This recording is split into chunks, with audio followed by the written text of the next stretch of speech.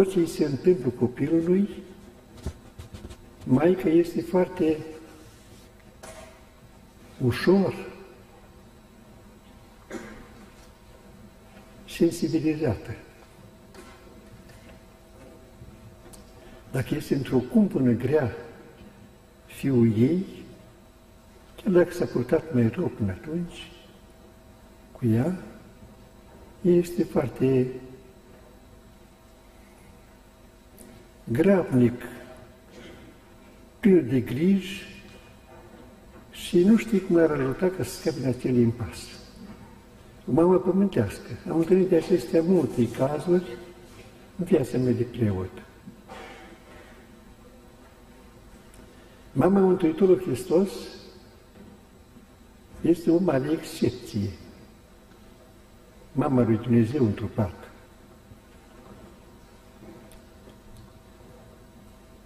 Însă, fiind Iisus pe cruce,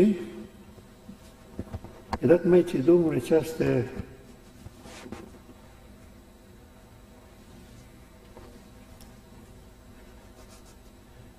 ascultare sau această îngrijire din partea Sfântului Ioan. Aceasta este mama ta. În această misiune care are Maica Domnului, cel mai greu moment pământesc al Mântuitorul Hristos, când era pe cruce răstignit și încredințează ucenicului iubit, Maica sa, Maica Domnului devine mama noastră, a pământenilor. Ea se roagă cu adevărat și mare mijlocitoarea noastră către Dumnezeu. Maica Domnului Sfântul Ioan Botezătorul. Acești doi martori ai Mântuitorului Hristos, care au foarte multă trecere înaintea Mântuitorului Hristos, înaintea judecătorului celui drept. Când adresăm către Maica Domnului, neavând curajul pentru faptele noastre adresăm Mântuitorul Hristos, Maica Domnului mijlocește pentru noi. Doamne,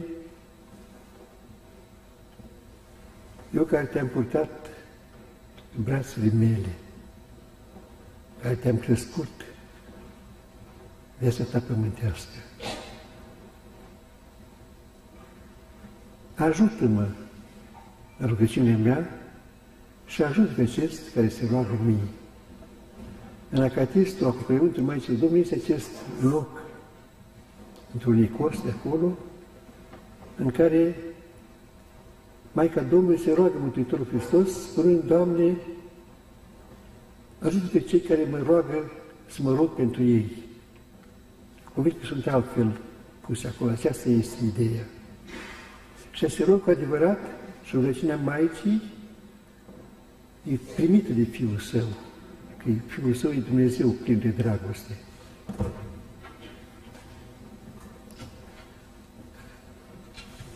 Să vă spun o mică istorioară.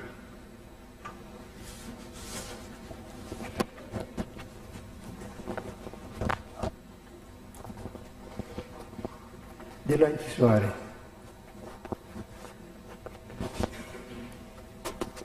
Cineva care a fost închis și a stat 20 de ani în închisoare, un tânăr.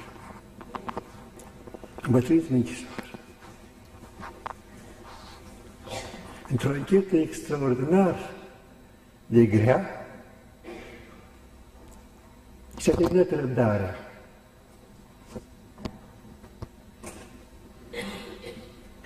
Și-a pus gând să găsească un mijloc ca să-și curme viața. Și-a dus aminte însă că afară când era, bunica îi spunea că de un necaz mare să rogi Maicii Domnului. Și-a dus aminte acest lucru. Și spunea el către Mântuitorul nu aveam curajul să mă rog, pentru că am văzut greșelile lui. Către Maica Domnului, care a fost și ea pământeană ca și noi, m-am rugat. Scurt, o rugăciune la disperare.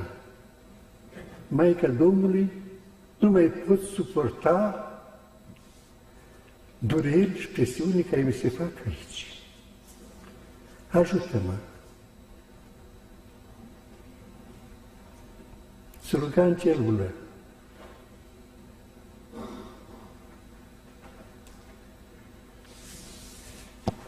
Și peste câteva clipe,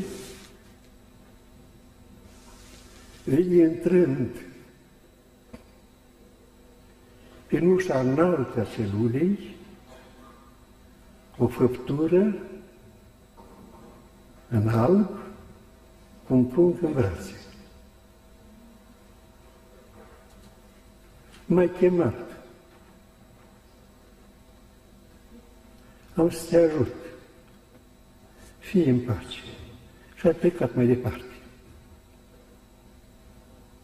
Nu l-am mai chemat la anchetă, cu aceea, l-am mutat în alt loc, la Polul Nord undeva, la Vorguta, și toată viața lui, după aceea că a trăit că mulți ani în închisoare, a fost o viață foarte liniștită în sufletul, deși sfinții în afară erau destul de grele din când în când.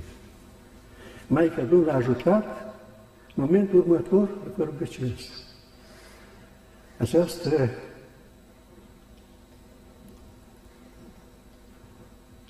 întâmplare o știu după ce care a pățit-o.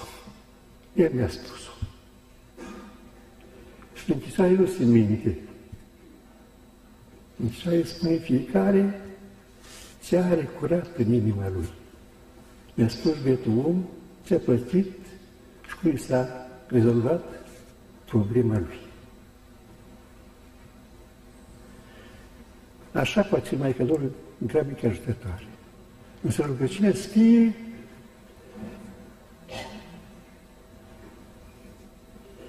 cu tot dorul, cu toată ființa, cu toată puterea, cu toată încrederea, la disperare făcută.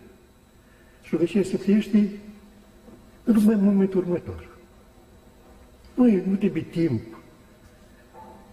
și rugăciuni prea lungi, uneori. Uneori e nevoie de rugăciuni lungi ca să ne potolim noi, să ne adunăm noi, să ne concentrăm către Dumnezeu. Altor momente acestea foarte grele, pe loc atunci. Și răspunde.